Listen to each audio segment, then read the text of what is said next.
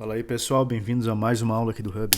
Nessa aula em especial, eu quero falar um pouquinho sobre os últimos 2 anos, que seriam os anos da criação desse projeto aqui, que vocês estão cá agora, e também de um projeto de alocação de vida, tá? O que me fez dar uma guinada tão forte assim em termos de projeto social. Se vocês acompanham a Ripple já tem mais do que esse tempo, vocês vão notar que a gente passou de uma empresa low profile para uma empresa de mídia, propriamente dita. Não é? Antes os nossos projetos eram extremamente alocados, eram extremamente gourmetizados, se posso usar o termo assim mais comum, até pejorativo. Mas nossos projetos eles eram feitos para poucas pessoas. Até o modelo soft, antes a gente nos chamava desse jeito, ele foi criado já visando uma estrutura de varejo. Não é? Isso é quase sempre traduzível em duas coisas. A primeira delas é a adequação do produto ao público. A segunda, e mais importante, é o público em si mesmo. Quando a gente fala público e a gente está focando na internet, a gente tem uma amplitude imensa, uma amplitude que talvez seja assim inimaginável por qualquer capitalista do passado. Se você falar para o Rockefeller que ele poderia vender petróleo para o mundo inteiro e não ter que aumentar os pontos, os POS deles, né, os Points of Sale, eu acho que ele ficaria maluco. Então eu posso despachar tudo dos Estados Unidos, eu não preciso mais.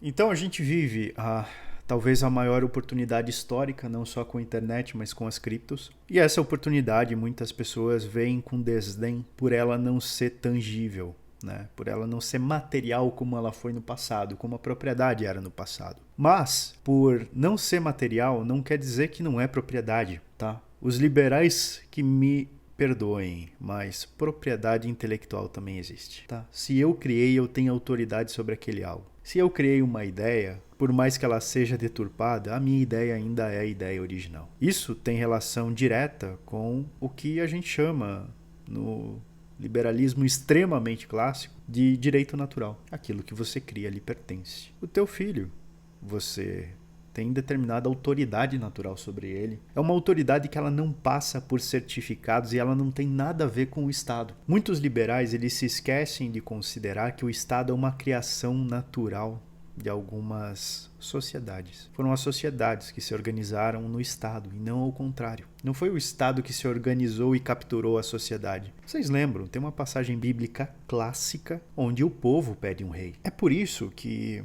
nós temos que respeitar as pessoas e como elas se organizam, principalmente quando a gente está tratando de offshore, quando a gente está tratando dessa nova oportunidade que não só a internet, mas como as criptos oferecem. Nós temos que ter um respeito tamanho por como as sociedades e os projetos eles se organizam. E nós também temos a oportunidade de observar esses projetos, não só cripto, mas esses projetos de sociedade e ver os resultados, os frutos que eles produzem naturalmente. Nós sabemos que o livre mercado ele é o maior passo para a construção da riqueza que já houve na história humana. Não tem fator de crescimento mais importante senão esse. As trocas têm que ocorrer de maneira voluntária e sem impedimento. Não pode haver sequer nenhum imposto sobre o consumo nem sobre a propriedade. Fim de papo. Se você tem isso, você vai ter crescimento em qualquer circunstância. E como que o Estado ele vai se organizar no ambiente sem imposto?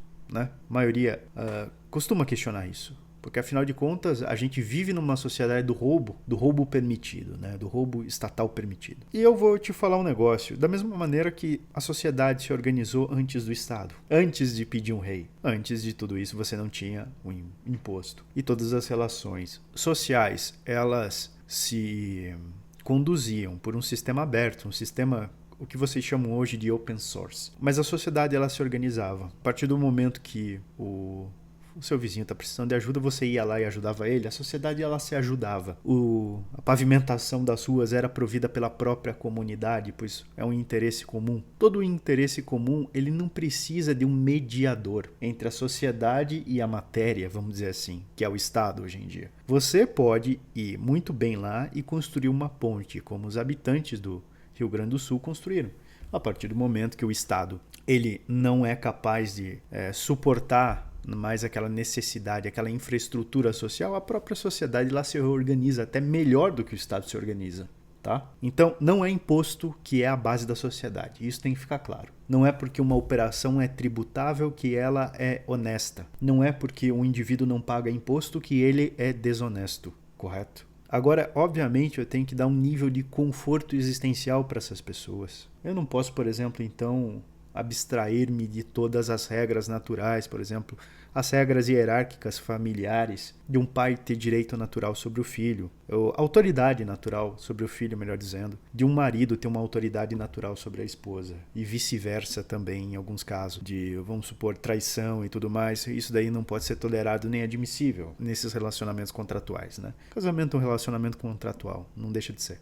Não é porque algo não é material que ele não é uma propriedade. Essas relações contratuais também são propriedade, de certa forma.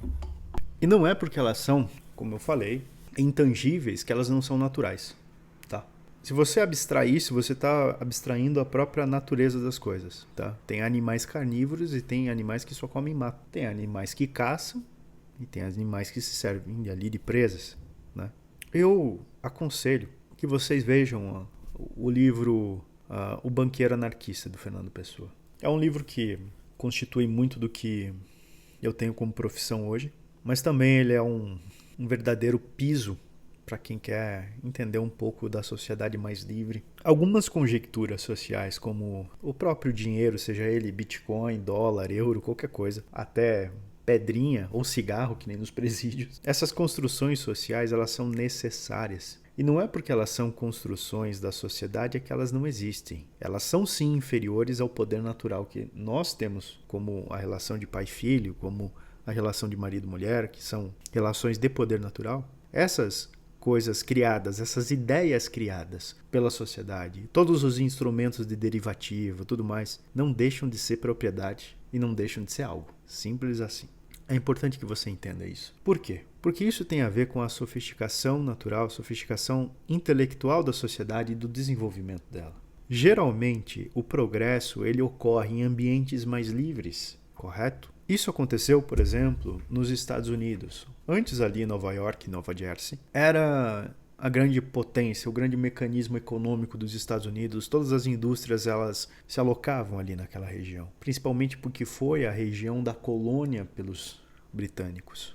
A partir do momento que aquela região ela começou a ser extremamente regulada pelas pessoas, elas começaram a fugir para outra costa, que se tornou a Califórnia. Hoje, as pessoas abandonam a Califórnia e vão viver, por exemplo, em estados como o Texas, como a Flórida, que seriam estados mais livres. E quando a gente fala livre no cenário mundial, a gente está falando de baixos impostos. Unicamente isso. Não tem como um governo ser autoritário com baixos impostos. É a mesma coisa. A relação econômica, apesar de eu ir contra agora o conservadorismo nessa ideia, né? O conservadorismo diz que temas morais precedem temas econômicos, né? E não deixa de ser verdade. Porém, entretanto, todavia, as relações econômicas são fundamentais para a moralidade de uma sociedade. E o respeito pelas transações econômicas e pelo direito econômico é fundamental também para a sociedade. E até, em algumas ocasiões, precede temas morais. A China,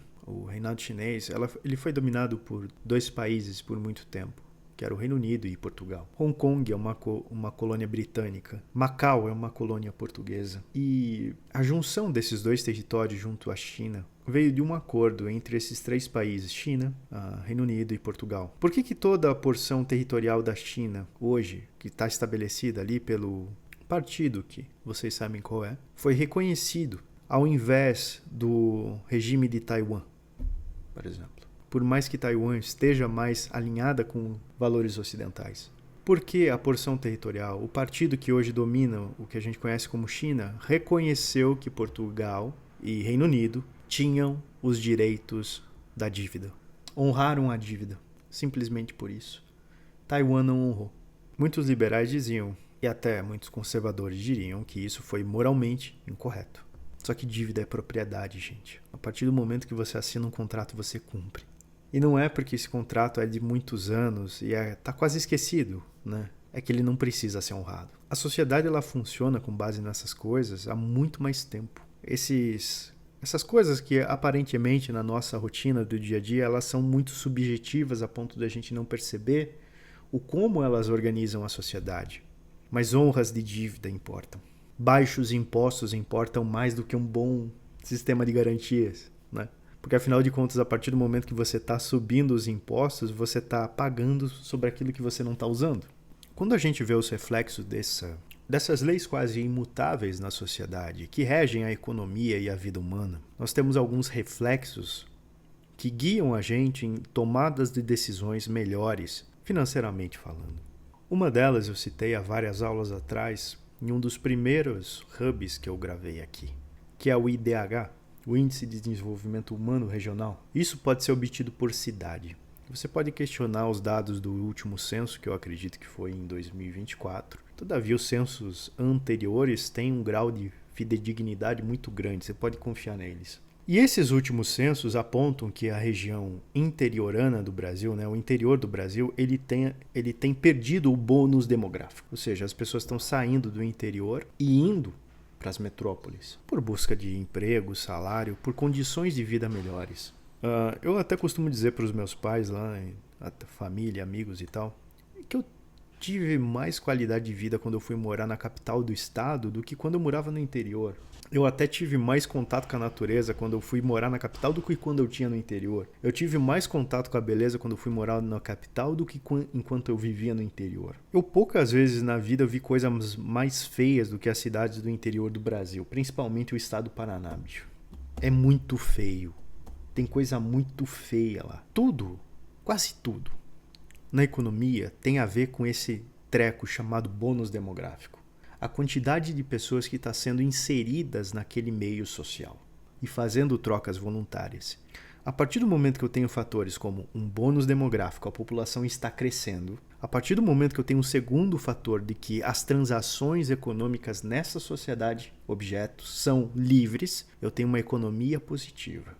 Ali eu tenho progresso econômico. Se eu, por exemplo, nasci no IAPOC, com IDH abaixo de 0,8, onde eu, por exemplo, eu não sei nem o nível populacional do Iapoque, estou usando só por conta daquela música do Iapoque, o Xoí, a caceta vai passar por aí, tá bom? Do Cacete e Planeta. Eu estou usando só por causa desse critério, nem sei se essa população é verdadeira. A partir do momento que eu estou perdendo, por exemplo, 30 mil habitantes por ano naquela região, a minha taxa de nascimento, minha taxa de natalidade não está nem compensando isso. Sai dessa bosta com a tua empresa. Sai dessa merda, porra. Você pode oferecer um produto via internet, qualquer coisa nesse sentido, tá? Agora, a partir do momento que eu não tenho fatores como bônus demográfico, eu não tenho transações livres, ou seja, o Estado tributa muito a cadeia produtiva e as relações de consumo. Se você se interessa por assuntos como esse, tem a nossa comunidade, onde a gente está falando toda a semana sobre assuntos como esse, que é o Ripples Hub. Tem um link aqui abaixo onde você pode acessar e fazer parte disso. Se você quer tratar do seu assunto específico, seja sucessório, patrimonial, até empresarial internacional, você pode marcar uma consulta diretamente comigo, tem um link aqui abaixo. E o valor dessa consulta é descontado em 100% de outros serviços da Ripples, caso você queira também contratar. Nessa consulta você já ganharia 1 ano de acesso ao Ripples Hub. Se você tem o interesse, por exemplo, de internacionalizar a tua empresa via uma offshore, via uma estrutura Soft 1, Soft 2 ou Soft 3 aqui da Ripples, tem um link aqui abaixo onde você pode falar com a nossa equipe também. Um abraço, até semana que vem.